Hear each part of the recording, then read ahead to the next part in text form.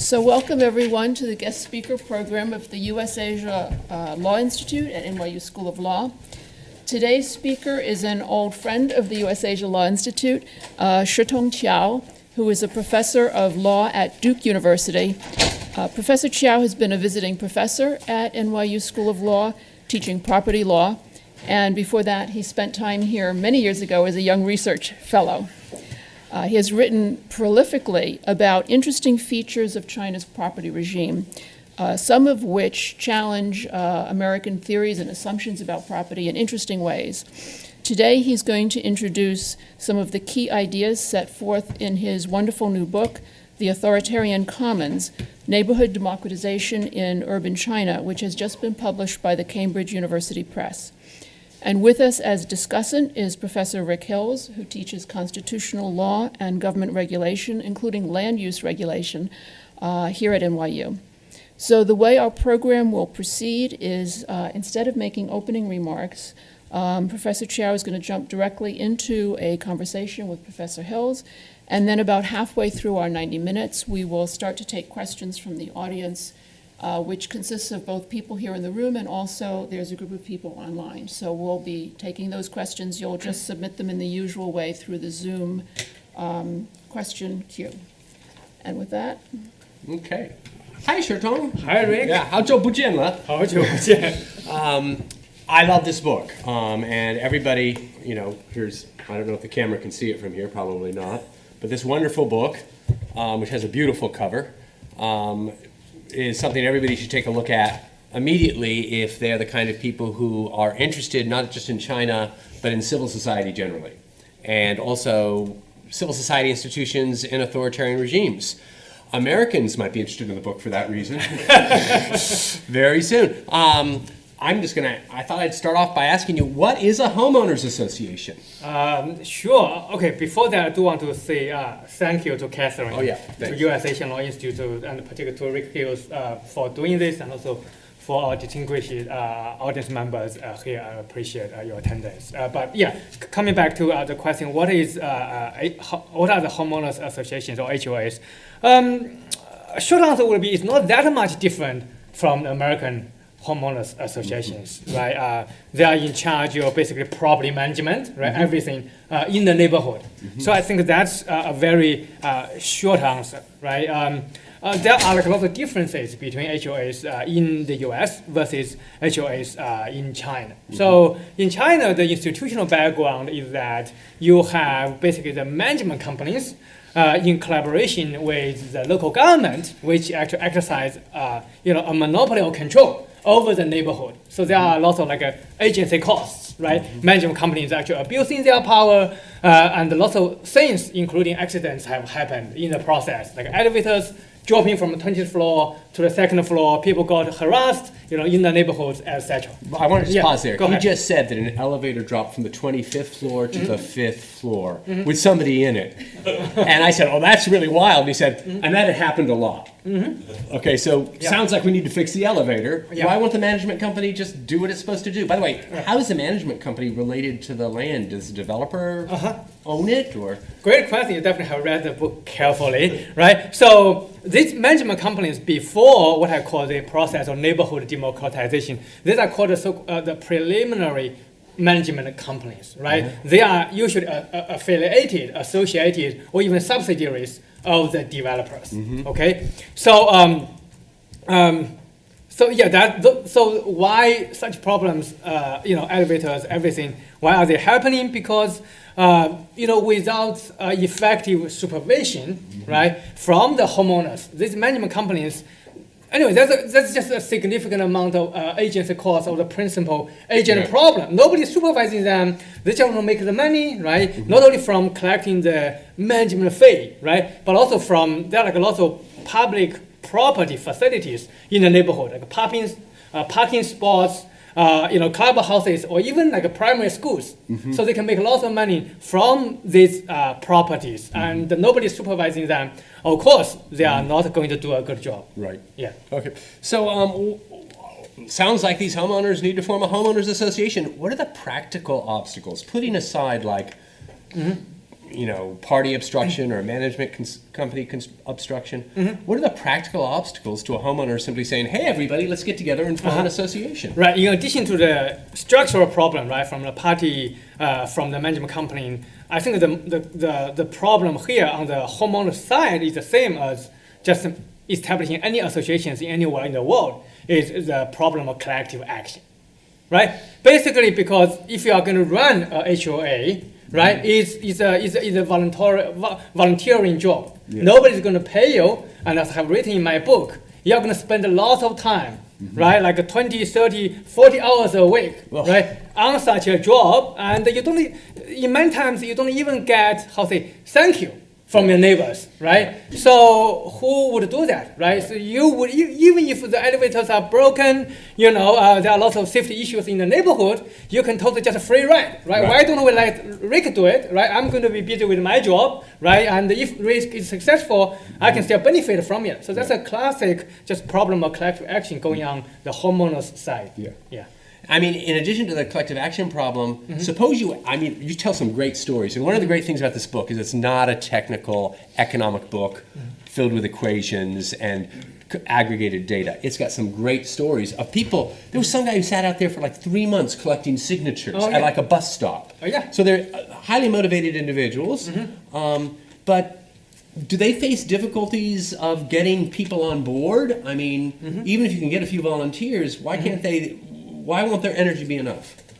Well, there are overall, right, in the neighborhood, right? Yeah. This is not like based on a nationwide survey, but generally speaking, right, based on my interviews, you have about like 10% of the homeowners in a neighborhood, right, which is on average like 2,000 to 3,000 apartments. So it's huge. Like the biggest one in Shanghai, Kangcheng, I don't know anybody's from Shanghai, has like 10,000 apartment units, right? So it's huge. The collective action problem can be big. So on average, right, about 10% are activists, right? Then about 30% are what we call like cheerleaders or keyboard revolutionaries, right? They're going to, cheer for you, but they're not going to do anything.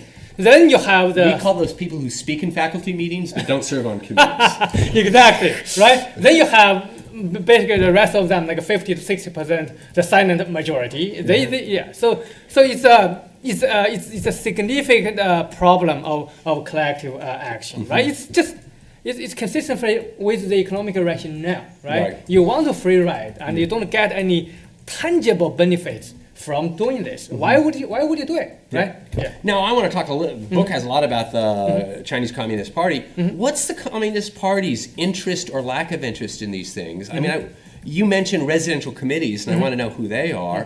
Why does the Chinese Communist Party deal with the elevator, the parking spots, the people whose pets pee all over the place, the people who play loud music? Why? Because this Chinese Communist Party is pretty big. Yeah. And they have these things called residential committees. Why don't they just rely on those? Yeah, that would be ideal, right? If the Chinese government, right, had the resources, including financial and personnel resources, to directly administer, such neighborhoods, right? That'd be ideal because this is related to their legitimacy. And also we know the Communist Party in China care very much about its own performance, which is one of the main bases for its own legitimacy, right? But the problem is this: even for the almighty Chinese government to extend the pyramid bureaucratic structure, right, one level down, right? You have one person, then like 3, 4, 5 levels, right, of bureaucrats.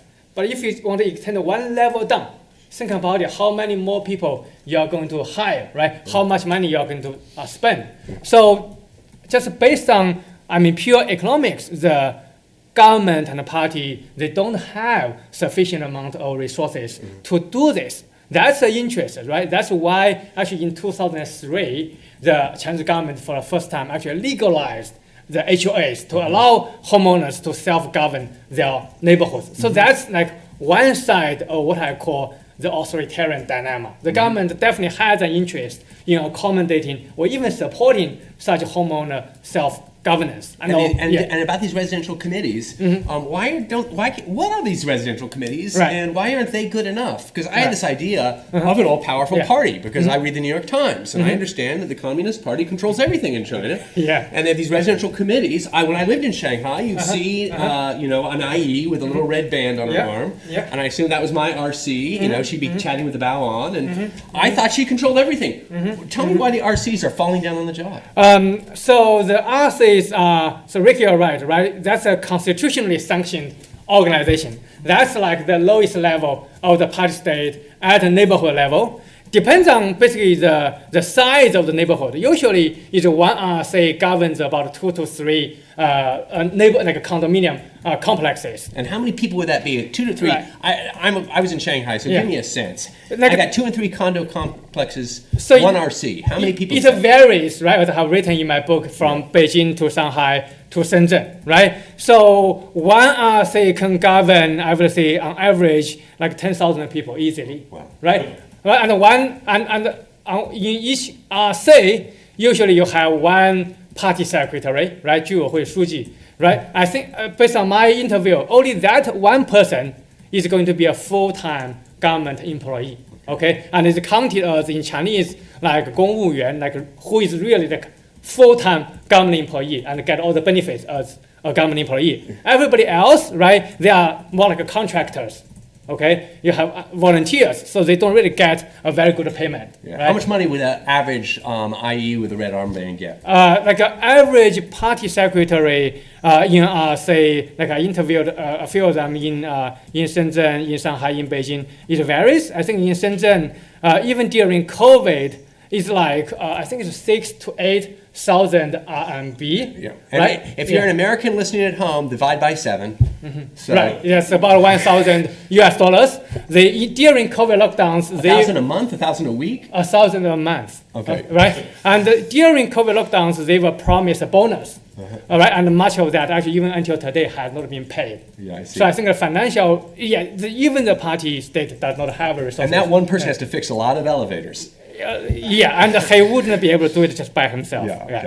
Okay, so the RCs are falling down on the job, so that's why the party wants to get these homeowners associations in. But are there risks for the parties to have homeowners associations, a vibrant homeowners association? There can be risks, right? So I'll tell you a little piece of history. So I said earlier in 2003. Right, the Chinese government for the first time legalized HOAs. Right, that was proposed by the Ministry of Housing. Okay, which is in charge of the real estate market, in charge of supervising the real estate management, the property management companies. So it represents the incentive we said earlier, right, to have effective property management service, right, in the neighborhood. And to do that, you need effective supervision, and the government from the Ministry of Housing to the local level housing bureau, they just didn't have the resources to supervise so many management companies. Like in Shenzhen, I talked to a director, Chu Zhang, right, in the housing bureau. He told me that he had 6 people in his division, right, and there were over 4,000 property management companies in Shenzhen. He basically told me that it was impossible for him to do his job. Right? That's why he was actually very supportive of HOAs in Shenzhen, right? But that's, again, just one side. The other side is back to 2003, right? When the Ministry of Housing in Beijing proposed to legalize HOAs, the other department, which is the Ministry of Civic Affairs, so 民政部, which is in charge of the RCs, the residence committees.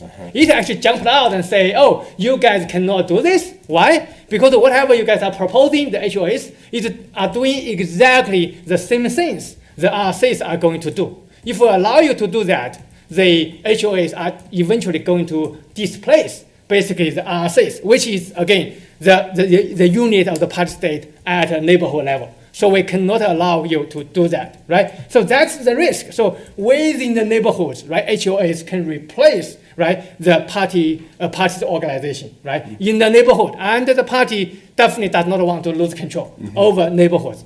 But beyond the neighborhoods, right, beyond the issue of property management, as I have written in chapter 8, right, there are also like lots of spillover effect, right? They can go from, for example, managing neighborhood affairs to say the very least, because both of us work on property and land use control, like NIMBY, right? Not in my backyard. For example, like a dozen HOAs in Beijing, they actually worked together back in 2008. Basically stopped the Beijing city government from building what I call the light railway, the kind of like subway running above the ground. Yeah. They protested together, and the government had to stop that project. Back then, the budget for that project was like 40 billion RMB, right? So that's still, kind of politically neutral. But eventually, even today, you have like a nationwide networks of these homeowners, right? Of course, they are talking mostly about property management issues, but as you can understand in a country which is not a typical liberal democracy, right? The government is very cautious, right, about such independent networks and organizations, etc. Yeah. And I talked about like other more politically sensitive issues these homeowners have worked on. Yeah. But we can talk about it later if you're interested. Yeah, no, I'm very interested. But so suppose the Ministry of Civic Affairs, civic associations, and others who are suspicious want to stop HOAs. What are the ways the parties can keep them from, the Communist Party can keep them from forming, or local cadres or officials can stop them from forming? Like, what are their tactics for saying, you want to create an HOA, and yes, the 2003 law says you have a right to create an HOA, but we're going to slow walk the creation of the HOA. Give me some of their tactics. That's exactly, for example, the city government officials in Beijing has done, because the Beijing folks, some of the activists have interviewed, they have gone very politically active. That's the way I would put it, right? So in that sense, because of that, the government officials in Beijing city government, right, they viewed these homeowner activists as what they call troublemakers, right? So like one street level government official basically told me that, we have many ways of handling that, right? Basically stopping them from establishing HOAs. So the tactics really vary, right? From like most of the times, I don't think it's coercive. It's just like because we're talking about associations, I think it's different from faculty meetings, right? Because an HOA is a legal entity. So the people who work on corporate governance know a legal entity is a fiction, right? You need to register to become a legal entity, right? So in that sense, the government would just find many excuses of not giving you that registration. And without such a registration, you are not even an independent legal entity, and you don't have a bank account, right? And so all the things the HOAs are entitled to do by law, you are just not able to do it, right? So that's one way of containing it. The second way, just by law, right, the government is not naive, not stupid. It has also incorporated like lots of measures. For example, the first election of the HOAs, right, you need to establish a preparatory committee, right, who is in charge of the elections. In that committee, you also need like members from the street level government or from the RCs. So they would find just many reasons of not cooperating, right? Okay, for this meeting, just like manufacturing members, they are just not showing up. Yeah. If they don't show up, you cannot have such a preparatory committee, and without such a committee, you cannot hold elections. Without elections, you cannot have HOAs. Actually sounds like a faculty meeting to me. Right? So not showing up and then having somebody frantically email the faculty members, we need a quorum. Yeah, so most of the time, the government is just like, if you are a troublemaker, if you are, politically active, we're just choosing to ignore you and not doing our part. Yeah. So but then, there are more coercive tactics too, if it's really going very extreme. Yeah. And on that committee for forming a homeowners association, the management companies got to have appointees too. Oh, right? yeah. And so if they didn't want the HOA, and they probably don't, because the HOA is going to fire them, they can stock it with people who are on their side, right? Yeah, they have been trying to do that too. Yeah. So you need to, for that preparatory committee or forming committee, you need a member from the RSA, right, from the government. You need a member from a property management company. Then you need 3 to 5 basically volunteers of the homeowners, right? It depends, again, going back to our question about collective action, right? If the homeowner activists are active enough, and also you have enough people who are willing to volunteer to serve on this committee, you will have the majority, right? It's like 3 versus 2, right? Or even 5 versus 2. But on the other hand, if you don't have enough volunteers, right, then the property management company would be able to mobilize their own homeowners, right, to serve on this committee. Then in that case, that kind of scenario, the property management company may even able to have an association that's under its full control. And by the way, just to get a flavor of how the management company is interacting with the residents, I think that's kind of important here. As I say, this book is filled with stories. It's not like this is simply people screaming at each other. The management company could get pretty rough sometimes. Oh, yes. Give me some examples of some of the things the management company would do to discourage the formation of a HOA. Right. Okay. First thing, let's go back to our question. The property management companies in China are, I don't know. I mean, so far I had a good one in our neighborhood. Okay. They were I haven't come across such things in the U.S., right? So actually, I would say one of the most important part of the management service in China is security. So they all have their private security guards. So literally, they have force. Okay. So these private security guards, they're supposed to serve the homeowners to protect the neighborhood, protect their security. But in the case that homeowner activists are mobilized, to establish their own associations and to replace, these existing management companies, the security guards can totally be used to intimidate political activists. And right? when you say intimidate, did I read you right when you said in one case they killed someone? They did, because this is lots of money involved. Yeah. This is not just thinking about one neighborhood, right? You collect management fee, that's literally a tax, right? From 3,000 apartments every month. That's also a huge amount of maintenance funding. 维修基金 for Chinese in this classroom. So when you buy an apartment in Beijing, Shanghai, or Shenzhen, you also pay about 1% of the total value of your house to contribute to the maintenance funding. That's like the pension fund, right, for the buildings.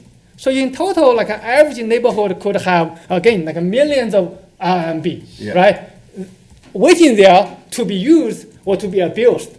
So the management company definitely have incentives, to either to bribe these activists and in the worst scenario, to murder people. There are official cases. I'm looking at my colleagues who have condo associations. I don't think we've ever had that situation. That happened. So so the party kind of is worried that management companies will give them a bad name. The party would like some HOAs to watch the management companies, but the party's a little nervous about the HOAs as well.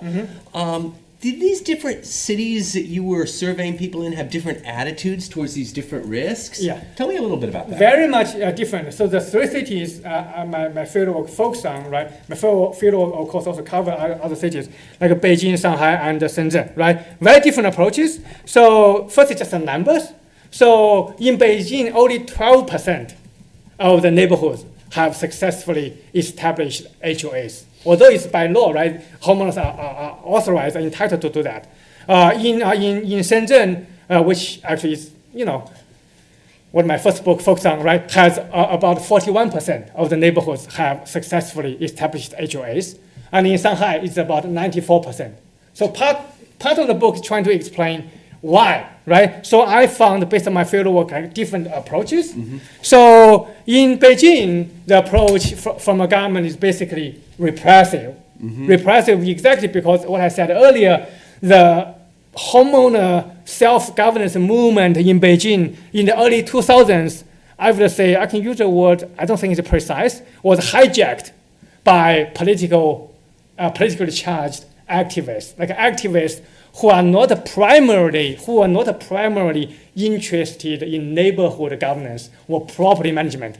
They were interested in bigger political ideals. They saw this was the process or the foundation or the basis of the larger scale democratization. So they got involved in also large scale mobilization, right? Like basically connecting and organizing homeowners across the country, right? And also holding protests, etc. So that made, I think, the Beijing government very basically cautious about the homeowners. So I wanted to interrupt you just because, again, Shitong was interviewing some of these people. One of them claimed to be a veteran of the June 4th, 1989 movement.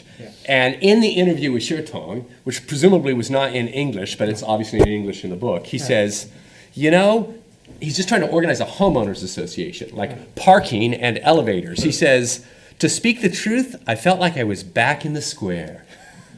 Okay, I can see why the party would get a little nervous about this guy. And were you like in a coffee shop and then you all of a sudden say, you know what, I gotta go?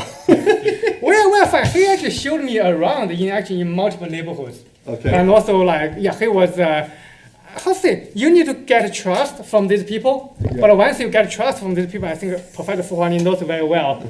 They are very eager for an audience. Right, because they are doing kind of like a lonely job. They want an audience. They just need some people they can trust to share the stories. By the way, just on the methodology, how long did it take you to? I mean, you didn't just say, "Oh, I got your name out, from somebody. Can I meet you? I'm going to be in Beijing for a day. Can I meet you?" How long did it take you to cultivate these people to get interviews with them? Firstly, you need to contact them multiple times before they even to give you an interview, right? The easier part to start for people who are doing fieldwork in China is to start with academics, right? Academics, they are more open-minded. They are working in the same area as these activists do. So actually, I got in touch for this Beijing activist. I got in touch with a professor at Peking University Law School, and she introduced me to these people because she had a good reputation. So these people actually just, at least they were willing to meet with me first. And when they met with me, I just followed them around. They said, oh, I have a meeting with other homeowners. Would you like to come? Of course I come, and I observe. I don't even ask many questions. But when the moment comes, I start asking questions from property management. And slowly, right, they feel like, oh, this person we can trust. They just started talking. I mean, privately. Not like in this big meeting. So it takes time to build trust. And eventually they're talking about Tiananmen Square. right, Okay, I interrupted you just because I wanted to get that out there. But so these cities have these different attitudes towards homeowners associations. Continue, like Beijing's distrustful because of people like this. What about Shenzhen? Shenzhen, that's again something, my fieldwork has revealed something different from my hypothesis, right? Like at the beginning of my project, because I thought Shenzhen was like the beacon of China's market economy, right? Like the whole market reform started there. I thought it would be, again, like a beacon of HOAs, right? Or neighborhood democracy. It turned out not true. I did find that some people, again, like this official from the Shenzhen Housing Bureau was very supportive of HOAs, right? For the need to deliver effective neighborhood service, right? On the other hand, however, his effort or the effort of the Housing Bureau was frustrated actually from time to time by the political and legal committee of Shenzhen, right? The political and legal committee at different levels of Chinese government, they are in charge of maintaining social stability, right? They take basically the organization, the mobilization of these homeowners as a threat. And by the way, that's also an excuse made quite often by the property management companies. So like in one neighborhood in Shenzhen, right, the homeowners have gotten associated actually with the assistance of the city level homeowner organization. And that organization was supported by the Housing Bureau.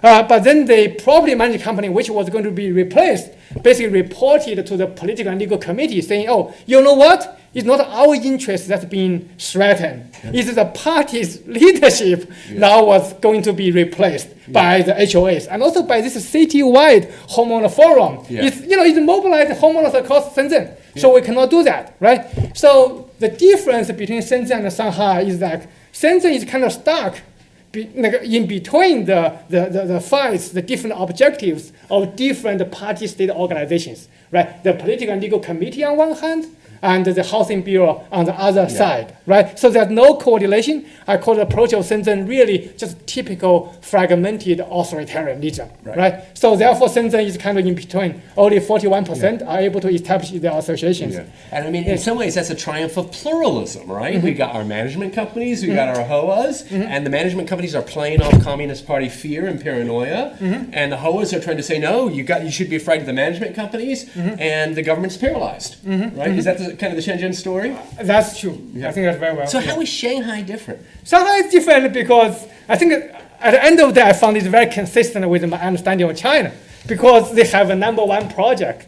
Well, number one project, what does it mean? Like each city mayor, or in China, the party secretary, has multiple objectives, multiple goals, multiple projects to work on. So they have to designate certain projects as their number one project, basically to show their commitment, and also to show officials in the city that this is the highest priority.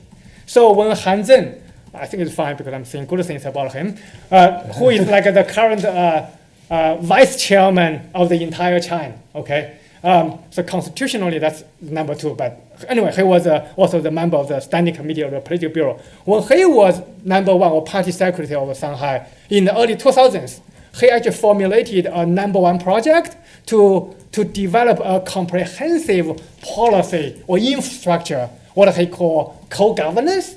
Basic idea is that the party and the state should co-govern with homeowners to support the homeowner self-governance. And he did many things, right? One thing is actually to make the establishment of HOAs actually a very important criteria of cadre evaluation. So the RCs, the street level government officials are evaluated based on how many HOAs they are able to establish under their jurisdictions, right? And also to discipline these officials, basically to ensure them these grassroots level officials, right, actually are going to follow the law, right, to respect the homeowners' rights. So this top level coordination really makes the work. And tell me something about the difference in Shenzhen RCs and Shanghai RCs. Because, okay, the big boss, Han Zheng, is saying, I want some homeowners associations, and I want this co-governance. That's going to be my sort of signature issue, which is going to catapult me into the standing committee of the Politburo, because people are going to say, that guy's a go-getter.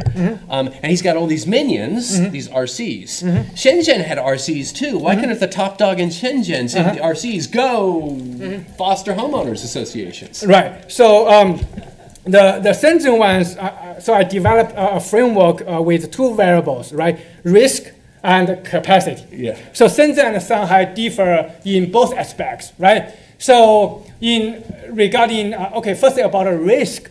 So the level of risk posed by the HOA or the homeowner mobilization in Shanghai is what is characterized as intermediate. It's like there's some risk, but risk is not as high as in Beijing, right? And in Shenzhen, the risk are characterized as low among the three cities. So the idea is like, if there's no immediate or imminent risk, right, you don't have much incentive to work on this issue as the number one, as the party secretary of the city. But if the risk is too high, like in Beijing, your immediate response is to repress. So therefore, the risk level in Shanghai is about right, right? And then talk about capacity. I have numbers, right? I collected, for example, how many RCs are in each city, okay? And how, like the size of population and territory such RCs govern, right, in each of the three cities.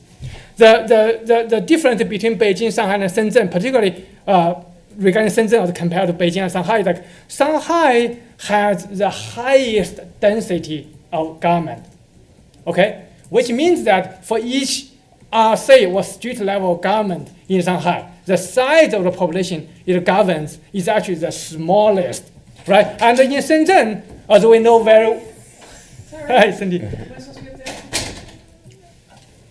Hi Cindy. As we know very well in Shenzhen, like one street level government, right? Like in Longhua, you have all the top 500 companies in Shenzhen, right? Yeah. Concentrated in that student level government, right? So it's like, yeah, a student level government in Shenzhen can govern like 500,000 to 1 million people. That's amazing. So that's one of too these big. RCs is governing 500,000 people. No, the RCs, no, one student level government would include, I would say, like 5 to 10 RCs. Okay. So one RC can govern easily like about 100 to 200,000 people. So basically a city the size of Ann Arbor, Yeah. and there's going to be some guy who's getting paid $1,000 a month, and then a whole bunch of IEs, you know, or like volunteers Yeah. who get paid like nothing, Right. And they're going to be managing 200,000 people. Yeah, so they don't That's have nuts. the capacity Yeah. to do things. So even if the big boss said to the RCs, Yeah. I want HOAs, the RCs would say, what do you want me to do? The management company's thugs are going to beat us up. Right. And whether the big boss is going to do that or not depends on how it perceives the risk, Yeah. right? And also the need to support HOAs. Yeah. So I mean, the moral of the story might be Shanghai was more successful in forming these HOAs because they had a more powerful state. Right? Yeah. They actually had a centralized state with one charismatic leader and then a zillion minions of the state. Lots of these residential committees, Communist Party people, who could carry out the state's bidding. And that's how big state is necessary for big civil society. Well, that's a weird conclusion, Shitong. It is. Thank you, counterintuitive. But okay, so continue. I mean, I want to ask you about this. We're a law school. What role did law play in this? And did the law that was being applied in these different cities vary? Like, is there a different law for Shanghai? And is there how did national law and local law interact? And what did the local courts do? Tell me something about law. Wonderful. So that's a national law, right? Used to be the 2003 property management regulation. That's a national level. Then you have a 2007 property law. Then you have a 2020 civil code, right? But on the ground, there are also local regulations, which really decide on many things. So a short answer to the function or the role of law in homeowner self-governance is it has changed my understanding of law.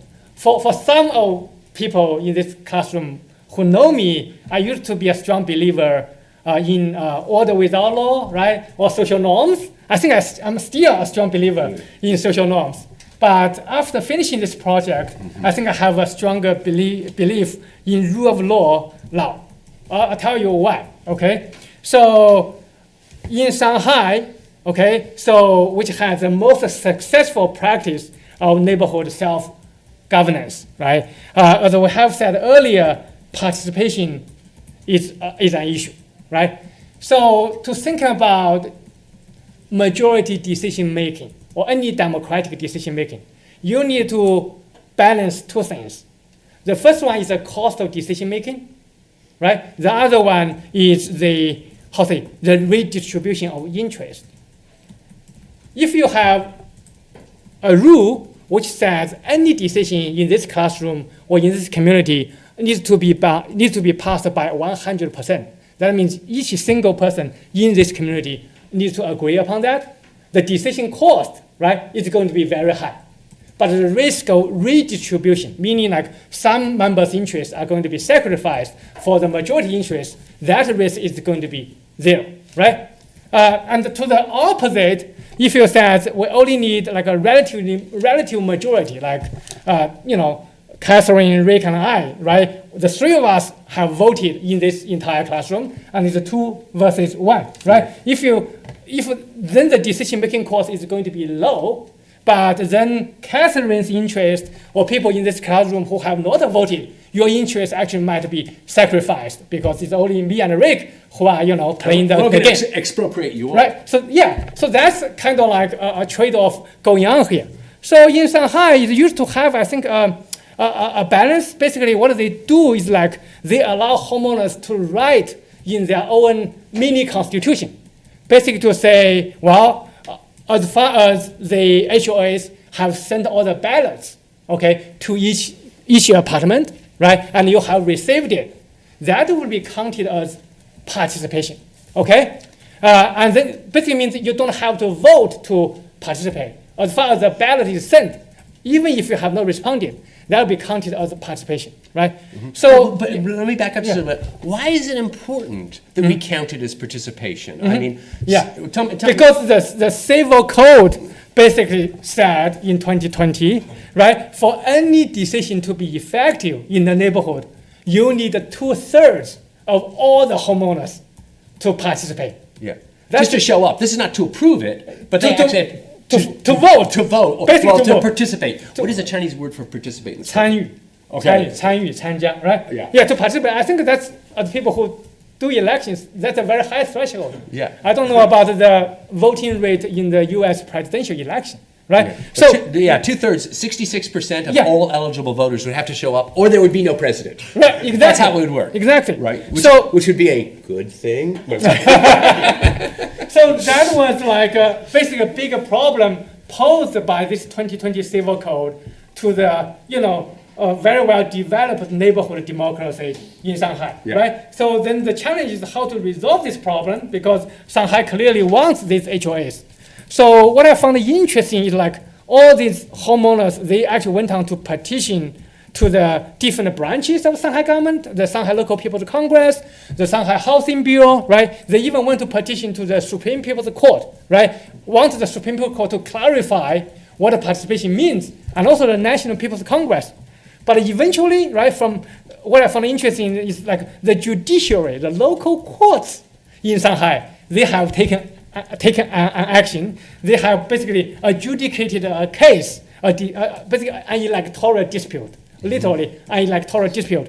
And in that decision, a judge whom I interviewed, basically she developed her own interpretation of participation, right? Very sophisticated judicial craftsmanship. Basically, she said, okay, these homeowners have agreed in their mini constitution, which was passed by the absolute majority, okay? And also... And just to be clear, the absolute majority is a case where it's not an absolute majority of those who vote, but an absolute majority of the total membership. Yes, even of those who don't vote. So that's consistent with the requirement. And that's the national law rule. Yeah. Right? But once you have that, right, then the judge said, we are going to respect private autonomy, right? And because private autonomy and also like an implicit consent, those are also enshrined in the civil code. So therefore, she decides that it's okay for the Shanghai homeowners just to count, sending ballots as participation. But back up, because I don't know if our listeners at home understand how this judge is defining participation. Getting a ballot in your mailbox is participation. Remember, you need 2/3 to participate. When the ballot shows up in your mailbox, you've participated. Your mailbox has participated. It opened the little flap and in with the ballot, and the judge says that's sufficient participation. Right. And to be fair, because I know people have a question about abuse, right, of the democratic procedure. Just my example, which I have been given earlier. So the judge, I read that decision, is super careful. So she had carved, basically, she had also instituted like several requirements. Right? Firstly, of course, you have to write that down in the mini constitution of the HOA, right? And secondly, she also said, gave a few examples in which, like, if a minority interest is injured or is hurt by the majority decision, right? In such a case, the judge also is going to have like a higher scrutiny, a review of the majority's decision-making process. Give me an example of where a HOA might screw a minority, and the judge would therefore say, we're not going to use a simple business judgment rule or very deferential rule. Give me a screw the minority rule that HOA's actually made, not something There are a couple examples, but for interest of time, like one example is that the HOA basically says, okay, people who are older than 65 cannot be a candidate for the HOA board. Okay? Then the judge actually says, that's not okay. You cannot discriminate based on age. So that's one example. Well, that's great. And I love also the example in China, and I've always wondered about this. Shanghai is such a lovely city, but big blocks, and you'll have like a wall of stores and stuff, and then a gateway. These HOAs also govern commercial uses. Right? Shops on the street side. Right? If you're a homeowner, what's one way you can reduce your fees a lot? That's another example. You have definitely read my book, right? Another example is what Rick just said, right? You have this big condominium complex, most are residential, but on the ground floor, like those apartments which are facing the streets, right? Those are usually commercial, right? Used for commercial. But think about the governance of this condominium. Those people who own the commercial spaces, they are definitely the minority in the neighborhood. So one way, as Rick has said very clearly, for homeowners to reduce the amount of management fee they have to pay is basically to say, why don't we just vote by majority to require the commercial property owners to pay much more management fee than we have to do, right? Yeah. That would be a typical example of abuse of majority power.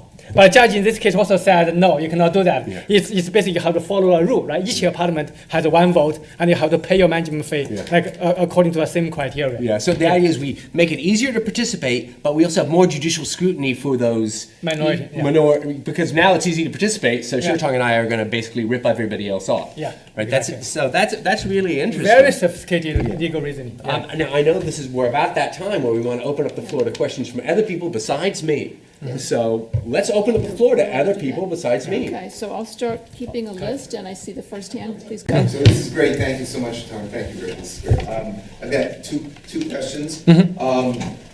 One is goes to your collective action point, and sort of, sorry about that. And one is sort of structural. So on the collective action, maybe this just creates conflicts with your argument about participation. So in the United States, the criticism of homeowners association is similar that governance suffers from a significant collective action problem. There's no reason for me to help govern if you're going to do it instead. So there's just a lot of free riding. But what that means is the assumption is, and maybe the empirical evidence is, that people who do volunteer have idiosyncratic interests. Non-representative of the membership of the HOA. So I wonder, first of all, is that the case in China? I would immediately thought yes, but then the participation check suggests maybe not, because maybe I know I've got to get this participatory majority, and maybe that sort of constrains me from, the main reason that I wanted to be on the board was because nobody will let me park my pickup truck in my front lawn. That really matters to me, so that's why I want to be on the board. So I'm wondering whether you see idiosyncratic interests. The structural issue is, another element of the very much contested with HOAs is the relationship between HOA bylaws and the ordinances of the city in which the HOA is located. So for instance, can an HOA engage in zoning through its bylaws that are in conflict with the background zoning rules of the municipality in which the HOA is located? The answer in the United States is sometimes yes, sometimes no, depending on the court you're in.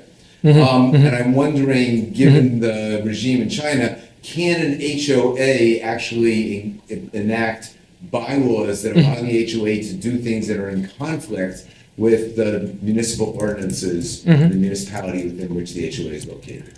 Okay, great question. I'll answer the last question first. I think it's easier. So the answer on the paper, or by the law on the paper, is no. Okay, it's top-down system. Whatever private autonomy you have, you're supposed to follow from central to local laws. But in reality, on the ground, the HOAs or the homeowners have done actually a lot of things that are in conflict or challenge the city government's efforts of planning and also zoning. So a typical, one example, which is not typical zoning, is like back to 2017, President Xi Jinping said the blocks, the neighborhood blocks in Beijing is too big, right? They call it super blocks. Basically means in Beijing, if you are driving, it's very inefficient because you have to go around the big, huge neighborhoods, right? So he proposed to basically cut these big blocks into smaller ones so you can basically build a road to drive through such neighborhoods. And that effort actually has been resisted quite a bit in Beijing and in Shenzhen. So, right, and another example is about whether you can, it's a very boring issue, you can close your balcony. Right? It's like homeowners, they want to close the balcony, but by the building regulations of cities, they think it's kind of unsafe, right? It's because they are kind of changing the structure of the building. So yeah, there are like lots of illegal or actual legal behaviors that have been allowed by or encouraged by the homeowners associations, which are in contradictory to the city audience. So that's the second question. The first question I think is even more central, right, to the idea of so factually I would say you definitely see people like these activists. They are idiosyncratic, right, in the sense that why don't you free ride? So, but they are idiosyncratic, I think, in at least a slightly different way from homeowners in the U.S. So what I saw, like in my fieldwork, there are at least like 3 groups I found very active in these activist groups. The first one, of course, not surprisingly, retirees. They have time, right? Second one is actually moms, like full-time moms, because they spend a lot of time in the neighborhood and they care about the neighborhood. The third group, actually super interesting, are entrepreneurs. Entrepreneurs who have, I think, 2 things. Firstly, these entrepreneurs, they already have their stable business, so they don't have to work on the hourly basis to work on their business. So therefore, they also have a little bit more, leisure than other average, homeowners or middle class, right? So that's first one. The second one, these entrepreneurs, they also have, I would say, skills, both hardcore skills like tax skills, right, which they can use to organize the people, but also like more soft skills, like how to work in the system, like work with the government to get things done. So those are, I think, 3 groups I have observed in this. So the idiosyncraticity of these homeowners, firstly, I think they are, on average, these activists, they are more, I would say altruistic than an average or typical person who cares only about his or her own interests. But the second one, I definitely want to go back to a point, right? Why can't this person just be selfish, right? Want to get a good parking lot, right, in the neighborhood? I'll confess here, I'm not talking about all the activists are heroes. There are definitely such people who wants to, either could be just have a good reputation and influence in the neighborhood, and for many ordinary Chinese who don't really have a direct access to politics, they actually enjoy it. It's like one gentleman told me that he really enjoyed all the kids in the neighborhood called him grandpa, right? It's like he feels gratified, right, in this process. But yes, there are also worse people who just want a good parking lot, or even, right, to be happily bribed by management companies to make money. That has happened. Actually, one way for the government to control such property management companies is now actually ongoing, is to initiate anti-corruption investigations against HOA board members. I see. So there have been cases, right? Mm-hmm. But my counter-argument to this issue of accountability of HOAs is think about RCs, the resident committees, the street level government, and the homeowner association board. Which one is going to be more accountable? By theory, and also based on my observation, I think the HOA board members are going to be more accountable because they are facing real, regular elections. And basically, in almost all the neighborhood, they have an opponent party, people who are opposing them. Yeah. And also, they live in such neighborhoods. So it's basically their behaviors are scrutinized on a daily basis. And certainly, they are going to suffer a reputational cost, and not only themselves, but also their family members, if they behave badly. I did see people, activists, who actually had to move out of their neighborhoods because they had done bad things. And I noticed in your book you said some of these people will not take money because if they take money, their reputation will go down the toilet. Oh, yeah. So it's sort of like city council people say, I don't take money from developers. Yeah. These people just don't want to get paid. Yeah, this money are not bribery. This they could, some of them have done, right? Basically pass a resolution in the neighborhood saying, okay, why don't we compensate these board members of, for example, 500 RMB per month, just compensate for their cell phone bills. And many of them basically told me that they didn't want to take money because they thought, firstly, 500 RMB is nothing, right? There's not going to be sufficient to compensate the hard work they have done. And secondly, they basically said, we do this, I would interpret that they do this because they want a reputational gain, right? If they take money, that kind of reputational gain is gone. So they don't want to take it. Right. Yeah. So, That's awesome. And please turn your mic on. So my questions won't be surprising to you, Shitong. Yeah. Because I approach this very much, it looks very analogous in many ways to be seen in the labor setting, where you have these independent, democratic organizations at the grassroots that are potentially rivalrous to official grassroots level representation structures.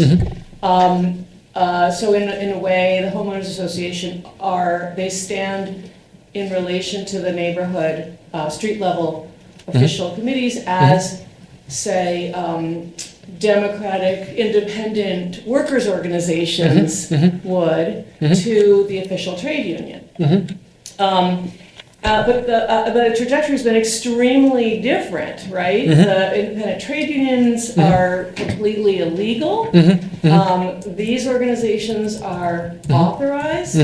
And, you know, obviously they have different track records in different parts of the country, and it's fascinating to see how that plays out. But I guess I'm thinking it's in a way super ironic that the party state is so much more receptive to democracy among property owners, homeowners, than workers. But maybe it's not surprising at all, because the party state has come to terms with organized capital, capitalists much more than organized workers also. Something about the workers' central leading role, as it's described in the Constitution, makes worker independent organizing much more threatening.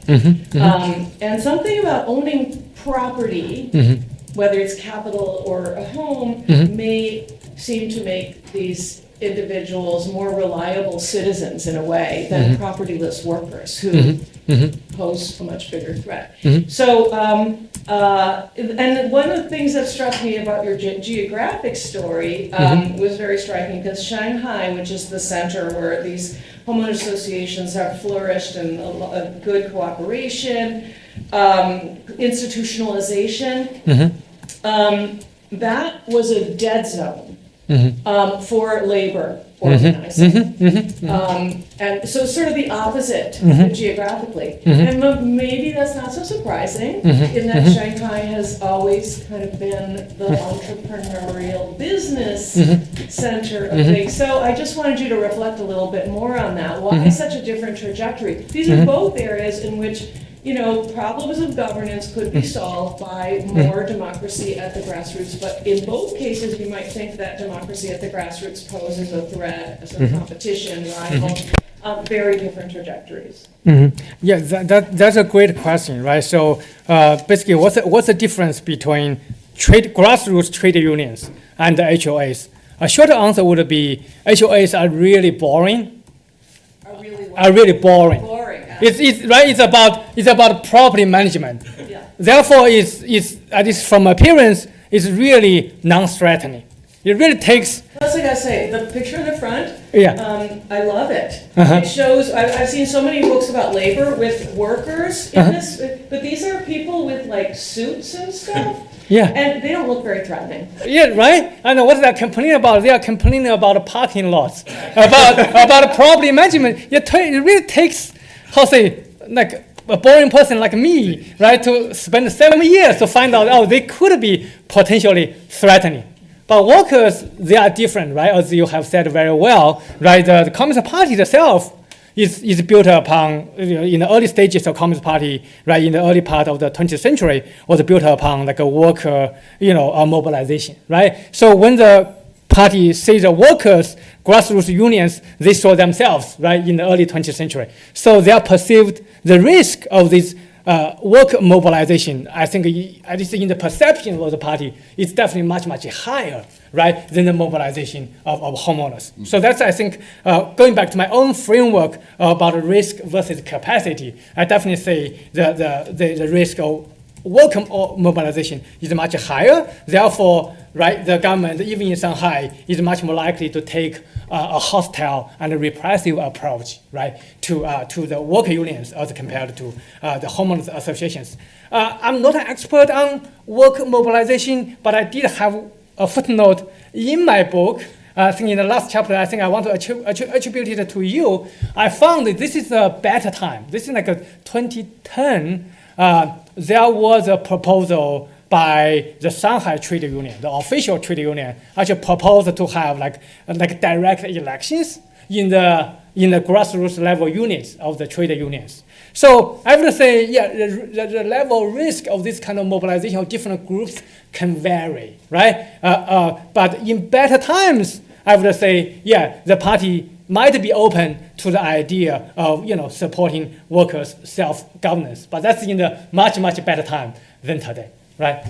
Right. I mean, I think you've got the neighborhood street level associations are official parts of the conveyor belt that is supposed to both convey the masses' concerns upwards and the party's dictates downwards. And that makes them, just like with the official trade union at the grassroots level, a very compromised vehicle for channeling workers' concerns. And so in both cases, you have efforts to go outside that with a more democratic, less controlled voice. And yes, you've given a very good story as to why one is seen as much less threatening than the other. Yeah, and the second difference, if I can, is that it's like I'm talking about the cost of governing, right? Like in trade unions, I understand back then one motivation was like you have an explosive increase of labor disputes, right? And to address that labor disputes, as the party and the state, you have multiple tools. One tool is what you have proposed to have basically, these more authentic democratic unions, right? Which can help protect workers' labor rights, right? And also address their grievances. But there are other alternative ways, for example, to make the courts, right, more effective in protecting individual workers' rights. That would solve the problem and without risking worker mobilization, right, collective action. So as far as I understand, that part of protecting workers' rights through courts has had some improvement, right? But in the case of, that's more like a direct administration in my framework. You basically improve the bureaucratic structure, including the judiciary, right, to resolve the issue by yourself. But in the case of homeowners, as I have argued in my book, I think the size of the matter is totally different. I mean, there are lots of workers, but the homeowners, that's like 400 million, and also middle class. You cannot just govern, again, these hundreds of thousands of neighborhoods directly. And the disputes in such neighborhoods have exploded, and actually beyond the capacity of local courts or local administration to address directly. Therefore, the need for homeowner self-governance is also, I think, higher than the need for worker self-governance, right? And the risk is higher for the worker mobilization than homeowners. So the two things combined together, I think, can explain the difference between the party state's approach to homeowners and its approach to workers. I'd like to take one of the online questions, and this is actually a topic that I know you went into a lot of detail in the book about. So how did homeowner associations handle the COVID lockdowns, particularly in Shanghai? And did the COVID experience encourage more formation of homeowner associations? Great question. But before that, could I also address, I forgot to address the difference between like Shanghai and Shenzhen. I mean, you said Shanghai was basically a death zone or desert, right, for trade unions, right? Whereas it's a death zone for homeowners. It's actually it's a place for vibrant homeowner democracy, right? I think that, again, can be easily explained by my framework, talk about risk and capacity. Exactly because the Shanghai government is actually very well organized, very well coordinated, therefore, and also it views the workers as posing the higher risk, right, than homeowners. Therefore, it has the willingness and the capacity to support homeowners organization and also it has the willingness and capacity to suppress the workers' union in Shanghai. So I think it's actually totally consistent with my framework and also my own understanding, the difference between trade unions and the homeowners. But coming back to the question about the COVID lockdown, that's a fantastic question. I have a full chapter in the book about COVID lockdowns in Shanghai. Actually, not only in Shanghai, but also in Wuhan, in Shenzhen. So what I found, is like the homeowners, they have played a major role in the COVID lockdowns in Shanghai, right? And also in Shenzhen, also in Wuhan. So what I mean, I want to to make it very clear. What I mean is like the formal and the informal associations of HOAs. Because most of the book is about like the formal homeowners associations. Because when I interviewed actually many of the activists or homeowners association board members whom I had known before COVID, because the book was 1/3 done before COVID, right? But then the COVID struck.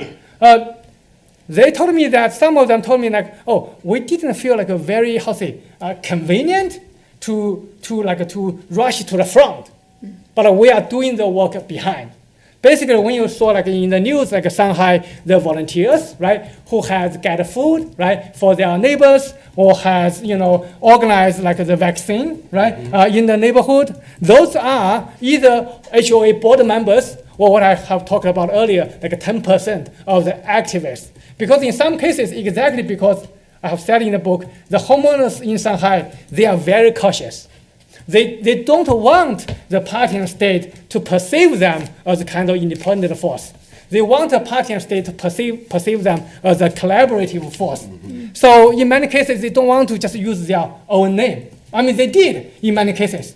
But overall, right, the relationship between the homeowners and their associations and the government is what I call cooperating to resist. So the three essential functions of COVID lockdowns. Mm-hmm. Lockdown, you need to make people stay in their home, right? That's not done by police. That's done mostly by the homeowners, right? So that's the first one. Basically the homeowners associations, right? They direct the management companies, right? And also it's mostly like reputational pressure, right? To force your neighbors to stay in their apartments. So that's the first one. And when you lock people down in their neighborhood, you need to deliver food. That's lots of work. I don't know what you guys know about, right? And the third one is to organize the constant tests and the vaccines, and not vaccine, constant tests. Those are huge amount of work, right? Mm-hmm. And in the literature, many people assume that it's the party state itself has done all the three kinds of services, right? It's not. Even if you read the official news release of the government, they refer to volunteers. But the question, of course, you need to get onto the ground to understand who these volunteers are. Like, again, one example very quickly, Canton, I mentioned earlier, the biggest neighborhood in Shanghai, right? You had the party secretary of Canton received an order from the upper level government said, oh, you need to organize the COVID test tomorrow for this 100,000 people, right? In the neighborhoods, the party secretary basically like, how am I going to do it? I mean, he knows how he's going to do it. He is going to talk to basically the homeowners associations and ask them to organize all the neighbors to go out on the school. I mean, there's actually a school, a primary school in the neighborhood, right, to do the COVID test. So it's the homeowners who have collaborated, actually I would say sustained the COVID lockdowns when they chose to collaborate. That's the first stage of the COVID lockdown. But in a later stage, right, when more information is available, right, when homeowners actually realize that, oh, maybe the COVID virus was not that deadly, right, and also the cost of lockdowns have become so obvious to people, right? They decided to withdraw their support. They decided not to cooperate anymore. That resulted in what? That resulted in hundreds of thousands of protests and conflicts within the neighborhoods. Right. In my book, I mean, based on my interviews, I recorded a few of them, right? And eventually, such protests, right, exploded to the streets. Everybody here, we only saw the protests on the streets of Shanghai. Yeah. But based on my field work, right, I think that's only the tip of the iceberg. Yeah. Really, what's going on before that kind of protest was what's happening in the neighborhoods. I think that's the basis of what you saw on the news, right? So to summarize, right, when the homeowners collaborate, right, the system lockdown or governance is doable. But when they withdraw their support, right, the system basically collapsed. That's why I was surprised that the Chinese government basically capitulated, right? I don't know, 1 week after the protests broke out on the Shanghai street. Why? Not because of these people carried the weapons. It's because the system relied on the collaboration of the homeowners. So that's why I say dependence is power. Yeah. I did love this some line that one young grid manager, so they had this thing called the grid, and I remember people were talking about the grid, the very word grid makes it sound like, oh, what a panopticon totalitarian system.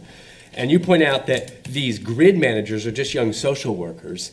They make like basically a monthly salary of 3,000 RMB, which is like, $400 a month. And one was brought to tears when she realized that she was given a map of a condo association and it was all wrong. And she had to hand out COVID tests on the basis of this fake map.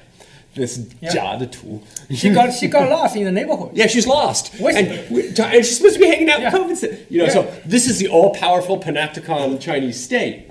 Yeah, it's a young college graduate, right? You would think the government has much higher technology today, but no. Yeah.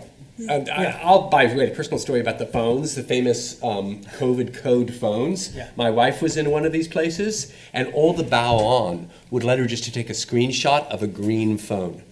And now that won't work on the machine, but she never put it on the machine. She just showed it to the bow-on, and they'd wave her through. And that's because by that time the HOA had gotten sick of the lockdown. Yeah. And so, and my wife's, she was moving in and out all the time. So anyway. Okay, next question, please. And please, turn on the... Steve Cardman. Shitong, thanks for your great talk. I have 2 quick questions. First, do the HOAs have any legal redress against the property management companies if property management companies are not performing the services they're supposed to be performing? Or do the coercive tactics of the property management companies dissuade the HOAs from pursuing any legal redress that they might be able to pursue? Right. And second, your earlier research was on the illegal housing in China. I remember that very well. By definition, is it not possible to have HOAs in that illegal housing? Because you said previously that the illegal housing was so widespread in some of the cities, such as Shenzhen. Oh, great question.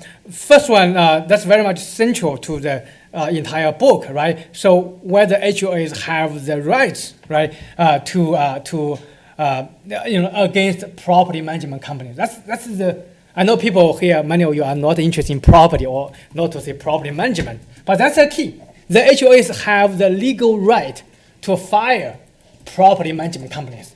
That's why these homeowners are so, we have grievance, but you don't have to do it collectively, right? But in this case of neighborhood governance, you have to do it collectively because only by establishing associations, according to Chinese law, you can fire property management companies, right? And of course, the property management companies would fiercely resist, right, the establishment of such HOAs because they can get, again, replaced. They are going to lose control over the common property, also the control over the profit. So eventually, right, between the conflict between the HOAs and the property management companies, the role and the approach of the government is very crucial, right? If it's supportive of HOAs, like that in Shanghai, right, then the HOAs are able to to establish and also to prosper. If it's standing on the side of the property management companies,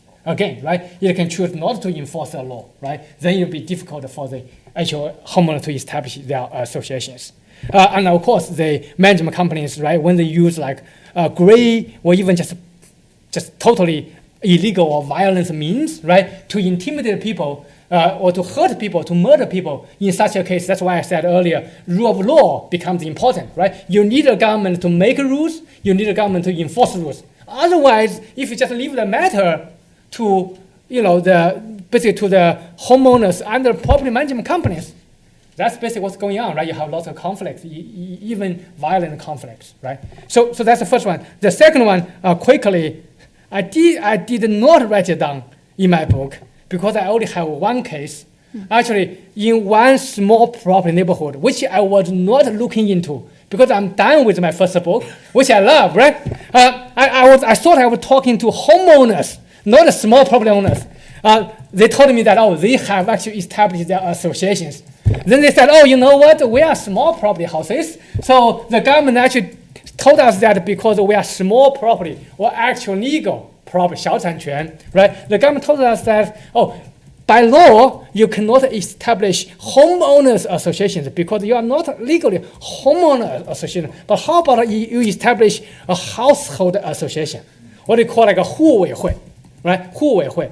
Anyway, the idea is like the government in that case, they need these people to organize together to pay for the electricity and the water, right? Which without such an association, the government had very much a difficulty to persuade them to pay for the public facility and service in the neighborhood. So yes, I think the need, the demand for association actually exists both on the government side and also on the property owners side, whether it's legal bigger property owners or small property owners. I think the connection between property and association is actually very much there. Yeah. So, in 1 minute, I'm going to give another online question first. So have you seen any examples of homeowner associations playing a role in the context of urban redevelopment? Oh, yeah. So we know that a number of cities, they build a large housing complex, but then in not too long a time, that may be torn down for something else. Right. And in that case, the homeowners are entitled to compensation. Do the homeowner associations play a role in negotiating for compensation? It's not only about compensation. It's also about basically you have to find a way to persuade people to agree on the urban redevelopment or the plan of redeveloping their old neighborhood. This has become actually an increasingly urgent issue because Chinese buildings or neighborhoods, just like the population, actually are rapidly aging. Okay, so many of these old neighborhoods in Shanghai, right, actually are in desperate need for urban redevelopment, right? So how to persuade the people?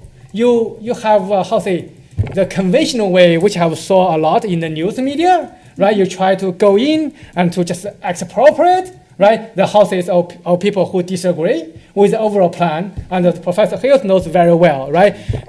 It's going to be that, and also many people in this classroom know, right? That's a cause for social conflict, right? The government, a smart government, I think these days would choose not to use such coercive means if it can avoid it. And one way to avoid it is to let people decide by themselves. If you have 90% of your neighbors actually agreeing on the urban redevelopment plan, right? It's going to be very difficult for you to say no as compared to say the government comes in and trying to coerce you to do that, right? At least in such a mechanism, if there's a conflict, it's going to be a conflict between a holdout homeowner and the majority of a homeowner, right? That's going to look better, much better than, in the case this is a conflict between a homeowner and the government.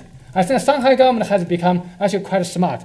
And regarding the urban redevelopment plans, I didn't address this in my book, but I think there have been publicly reported examples, case studies, not only in Shanghai, but also in Chongqing. Basically, homeowners, they come up together and make a decision about not only whether to redevelop, but also like the plan of redevelopment, like architectural design and everything. So they have played an important role, right? Not only HOAs, but also generally speaking, the so-called democratic decision-making process, right, have proven to be useful, right, to homeowners, but also to the government. Yeah. Great. Yeah. Yes. Thank you. Thanks, Professor. So my name is Xing and I'm a 2L JD here. So I have two questions. So the first one is I would like to know more about the function of the HOAs because we talk a lot about their formations, but I wonder if like the primary function of a HOA is just to find a new property management company if like they're not satisfied with the current one? And also, what are the chances of their success? And I'm asking this because like I have personal experience. My home's in Shanghai, and in our neighborhood, our HOA like they just got rid of the old property management company, but they could not agree on a new one. So we're now kind of like, we don't have a property management company, and the government appointed one to like to provide the minimum services. But, so I just wonder like what are the chances of the HOA's success? And also, like, do they perform other functions? Like, one thing I could think about is, like in China, there's a lot of old buildings with no elevators. They're trying to, like, some people, especially those in the high levels, they want to establish elevators, but those people in the lower grounds, they don't need it, and it harms their property prices. So there's like an internal conflict among owners. So I wonder if like the HOA also plays a role in that. And the second question is like there has been a real estate debt crisis in China for a few years. Like many property developers, they sell the house before it is even constructed, and a lot of like homeowners, they paid for the price but could not get a house that they paid for. And I know like the HOA is not relevant here because I understand like you need to have like a certain percentage of people who have like get a house to form an HOA. But do you think like a similar approach may be helpful in like kind of solving the real estate debt crisis issue? So that's my two questions. Thanks. Yes, great questions, and also thank you for sharing your experience with us. So first one about basically the real estate market crisis, right? You have basically several million apartments all over China, which have been promised, and people actually have started paying mortgages, right? But those apartments have not been built, right? So there's also like a weiquan or rights defense going on, right? So and also you see like a public protest of these people, right? Which has been reported by Chinese and also international media. I definitely say, again, right, these are, again, not examples in which you have an official HOA, because official HOA only gets to establish when people move in, right? But what I say in these examples about, people going on protest because their apartments have not been delivered, I definitely say, again, the incentive probably has provided for people to speak publicly, to protest, right? Because as you know very well, Chinese, generally speaking, if we don't have to protest, we wouldn't, right? We will not. So it's kind of I think the connection between private and marketing incentives and public or political participation is well demonstrated, not only in the HOA example, but also in the basically real estate market crisis, people who protested to get their apartments. That's the second question. The first question, elevators are one of my favorite topics these days.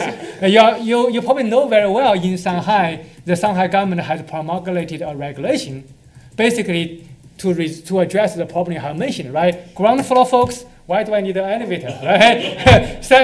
Second floor, I might not, right? 10th floor, I definitely need one, right? How to basically address the conflict or disagreement, right? And the government wants to build elevators or install elevators, right?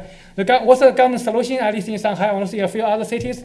Let them decide by themselves, right? Again, the majority decision making for the government seems to be, right? That's a good way to, firstly, to persuade people to do things, right? Even the people who want to hold out. And secondly, even if that doesn't work, well, the conflict and tension now becomes a tension and conflict within the community instead of tension and conflict between the government and the people. So that has been widely adopted, at least I checked that law in Shanghai regarding installing elevators. But I think